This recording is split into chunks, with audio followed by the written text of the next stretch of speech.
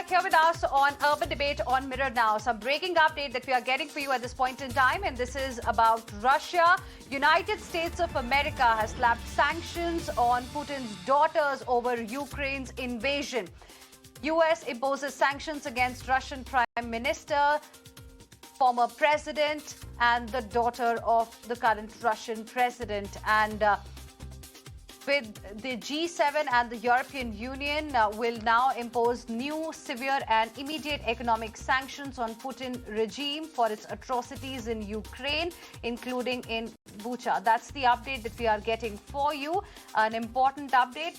Maroof Raza, consulting editor, Times Network, joining us on the broadcast. For more on this, Maroof, good evening. Fresh sanctions have been slapped by Biden administration on Putin's daughters this time. Where do you see this war really heading? Well, to start with, the Russians have gone in for a situation which has put them in really bad international light, both because of the atrocities on the ground and because of the mighty Russian army being unable to achieve the objectives that President Putin ostensibly had set out for them. The second thing is that it has shown to the world that Russia is not China's equal, but Russia will now end up playing a relatively second fiddle role to China in the partnership that is emerging. The third thing is, as far as sanctions are concerned, the Russian establishment is aware that the sanctions are even now quite selective. They are not imposing sanctions against Russia on its oil and gas trade with the European Union, because the European Union is heavily dependent on Russian oil and gas, and it's a situation they cannot reverse over the next 4 to 6 months. It will take them 4 to 6 years at the earliest. So Russia is exploiting that window. The second is the sanctions on Russian banking systems. Well, yes, about 50 to 60% of Russia's banking engagements with the rest of the world was through the SWIFT system. But over the years, the Russians and the Chinese had come up with an arrangement by which they had an alternative financial engagement system, and therefore their trade continues. Russia's bigger trade partners, apart from China, are some of them in West Asia also.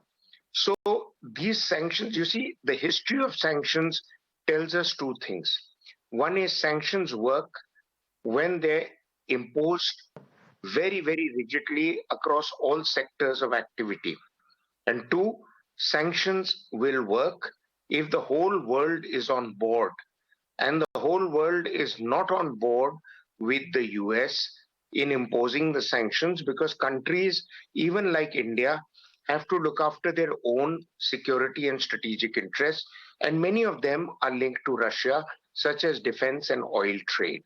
And finally, as far as the threat of sanctions to the Russian elite, yes, but even in Britain, I believe, where many Russian billionaires have made investment, there are certain laws within UK that cannot be changed overnight, and that allows the Russian billionaires to skirt the sanctions and carry on with life almost as though the sanctions never existed.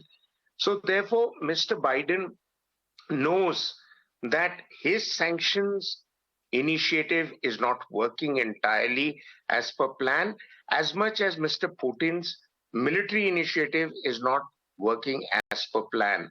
We will have to see at the end of the day, in this game of chess, who comes out the winner.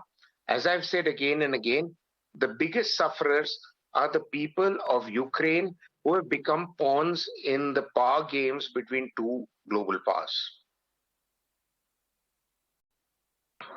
All right, Maroof, thank you very much for joining us and putting things in perspective for our viewers. An important development there that has taken place with United States of America slapping fresh sanctions against Russia. Let me now go across to my colleague Deepak Bopanna as well, joining us on the broadcast this evening. Over 1 month since the war broke out in Ukraine, yet there are no signs of truce. Russian forces continue to bomb Ukrainian cities and attack civilian areas. Ukrainian president has said that nearly 10 million people have been left without shelter in Ukraine. He also said that Russia is deliberately provoking a food crisis in Ukraine using hunger as a weapon. Let's straight away go across to Deepak Bopanna joining us live. He's been bringing to us live updates from Ukraine. Deepak, good evening. A lot has been said after Bucha incident. Do you see that becoming a turning point as far as this crisis between Russia and Ukraine is concerned? How has been the reaction of the people on the ground there where you are right now?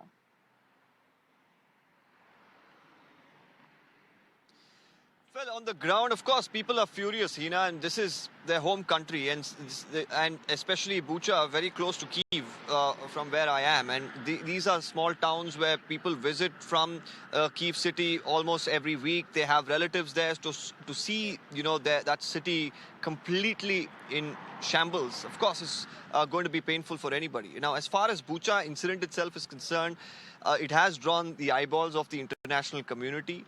It has, of course, shown what war brings with it. But whether this in any way is going to deter Russia, that's predominantly the question. Anybody that I speak to here from either the government side or either from the locals, they have one thing in their mind fixed for certain, that right now the Russians may have pulled out of Kyiv Oblast and of course around the Chernihiv region, but on one end maybe in Mariupol or probably even in Kharkiv. Today we've heard of multiple explosions. Even in the Luhansk region we've heard of multiple attacks. So the question here is, will the Bucha incident that has drawn the ire of world leaders, will it really deter Russia from trying to once again come back for Kyiv? Like I said, the officials in the government, the people here definitely believe this is just a pause in the war, especially around the Kyiv region, and the Russians are definitely going to come back, because if they have control over, the Black Sea region, if they have control over the east, then, there's no stopping them from coming towards the center and, of course, the western side of Ukraine. All right. Thank you very much, Deepak, for the moment for joining us with all of those details. We'll keep coming back to you for more on the latest from Ukraine.